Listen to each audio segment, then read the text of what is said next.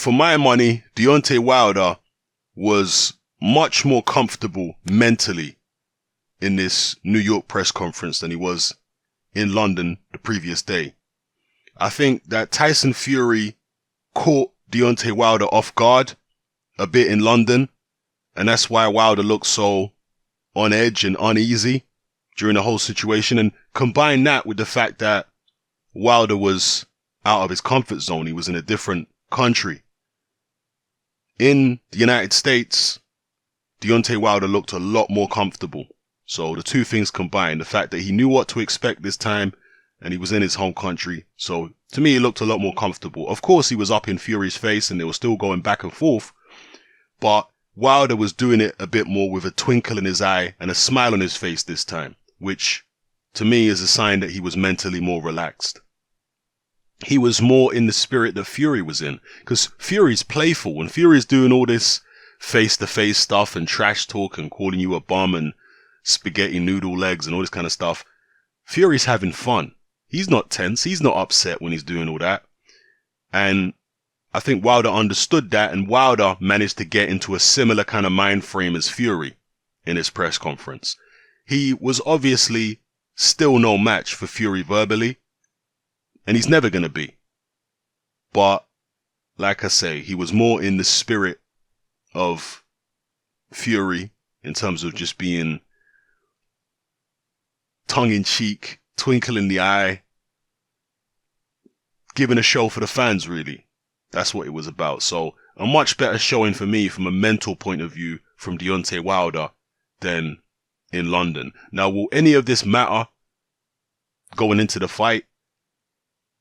Hopefully not. Hopefully both guys are able to get into the ring and put whatever happens in the pre-fight behind them, and it shouldn't affect their performances. But Deontay Wilder hasn't been in a big fight like this before. Tyson Fury's been here before. Tyson Fury, we know, is a guy who can rise to the occasion. He has that kind of mentality. And I'll tell you something as well. Deontay Wilder looked uncomfortable in London. He also looked uncomfortable when he was in Ireland for Fury's fight against Pianeta. Tyson Fury is somebody who I think travels better. From a mental point of view, he travels better. He's been to Germany. He's been overseas. He's been in the United States before when he fought Steve Cunningham. So I think Fury travels better, and particularly at his age now, I think he's 30 now? Tyson Fury. He's somebody that's going to be very, very difficult to get out of their comfort zone mentally. Very difficult. Because he's been in so many different situations. He's been dropped in fights. He's been the underdog in fights. He's had all types of shenanigans go against him, like in the Klitschko fight. He's traveled before. And he's matured. He's learned from his mistakes. Tyson Fury early on in his career was a hothead. And he would get drawn into toe-to-toe encounters where he really should have boxed.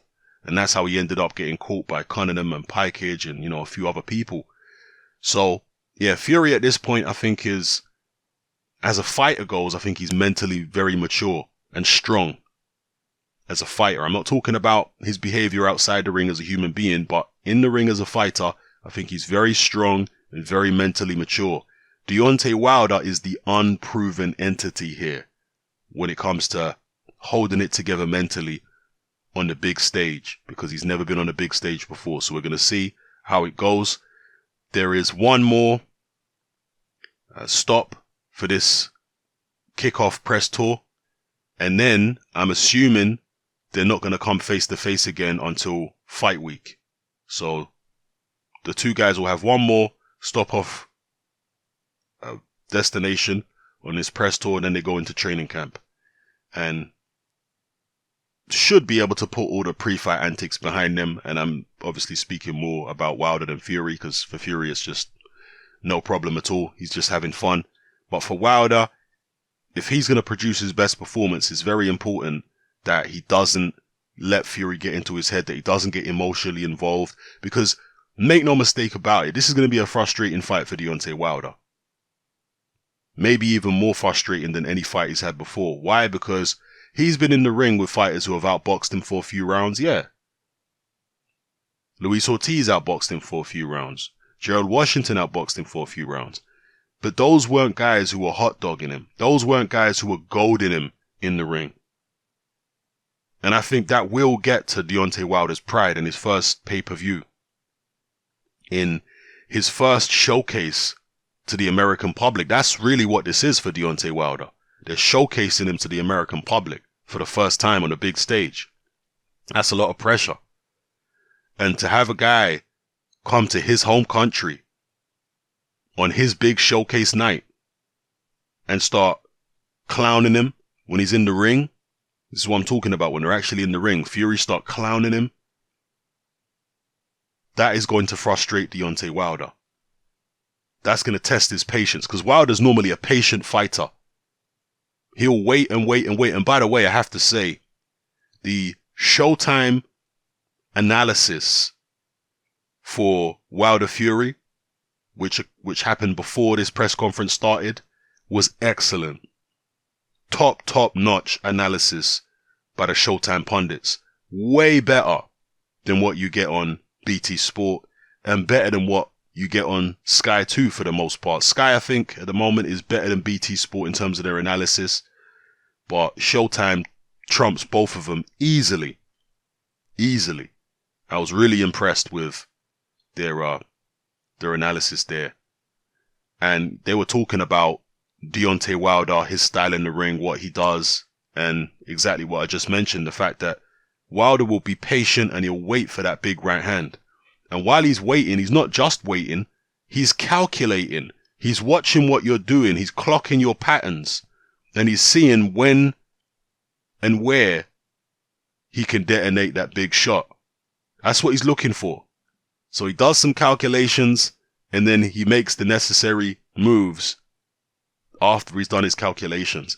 And they also spoke about the later the fight goes, potentially the better it is for Deontay Wilder. And that's something that I believe too. I think that in the early rounds when Fury is fresh, he's going to be able to frustrate Wilder. But later in the fight, particularly if Wilder can land some straight right hands to the body, if Fury slows down, that's when Wilder can be dangerous. Wilder is the much lighter man. He's going to be, 220? Fury's 250 at least. So he's the much lighter man, not carrying so much bulk around with him. In the later rounds, Deontay Wilder's not going to slow down as much as Tyson Fury's going to slow down. And that's when it's going to become very, very dangerous for Fury. That's when he could get clipped. Deontay Wilder's right hand is faster than Vladimir Klitschko's right hand. And Vladimir Klitschko did manage to clip Fury a few times in the late rounds with the right hand. And that was Fury, who was absolutely in the best possible physical condition. So that's the danger for Fury, is in the second half of the fight, if he gets tired, Deontay Wilder could clip him. Now look, Wilder could clip him at any point in the fight, but I'm saying that the chances of Fury getting clipped are a lot higher in the second half of the fight. Wilder has shown that he can take people out late. He's shown that his power carries into the late rounds. He's shown that time and time again. Johan Duopa, remember that? Eric Molina, remember that? Artur Spilka, remember that? He can go late in fights and still produce knockout punches. And not only can he produce knockout punches, but Wilder can produce incredible bursts of energy late in fights. And that's another reason why he's so dangerous. Because if he does catch you and you do survive, he's all over you like white on rice with the follow-ups. Yeah? So it's going to be an interesting fight. It's going to be interesting to see the game plans. It's going to be interesting to see how Deontay Wilder holds up mentally. Will he get frustrated? Will he make mistakes if Tyson Fury is outboxing him and goading him in front of his home fans? Obviously not his hometown, but his home country. It will be in LA.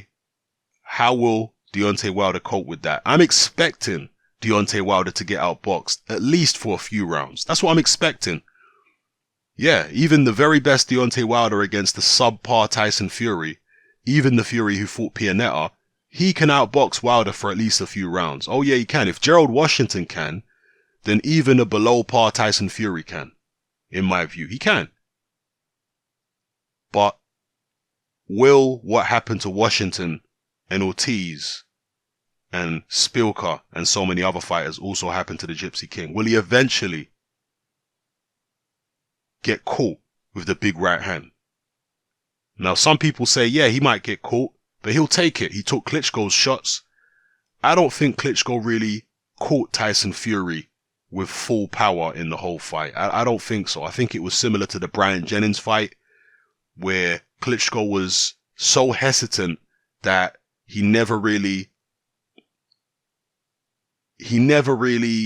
I don't want to say loaded up, because Klitschko doesn't tend to load up, all right? Apart from sometimes with the left hook, but with a straight right hand, he throws it so straight. There's very little tell on the straight right hand. He doesn't load up on it, but not every right hand is as powerful as the other. You know, he varies the power in the right hand, and when he perceives a serious threat in front of him, when he's unsure of himself, he's not going to put so much weight on the right hand.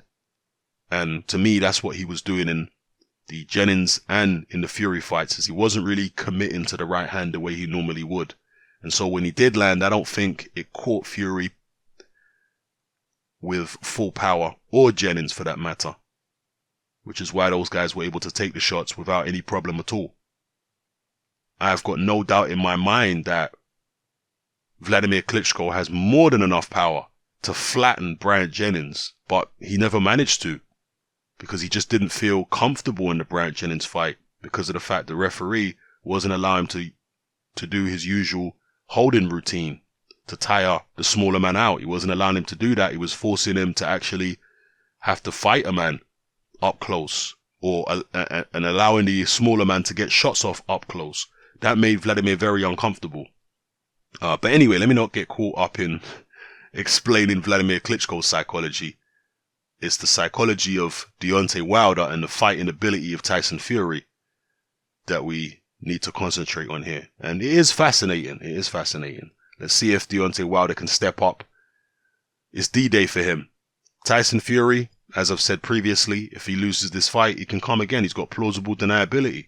He's been out 2.5 years. He's only come back against a couple of journeymen. If he loses the fight, oh well, I wasn't prepared properly. I needed more fights. He can come again. But for Deontay Wilder, it's going to be very, very difficult for him to come back if he loses to Tyson Fury. Particularly if he loses convincingly. They might try run it back and do the rematch. See what can happen that time.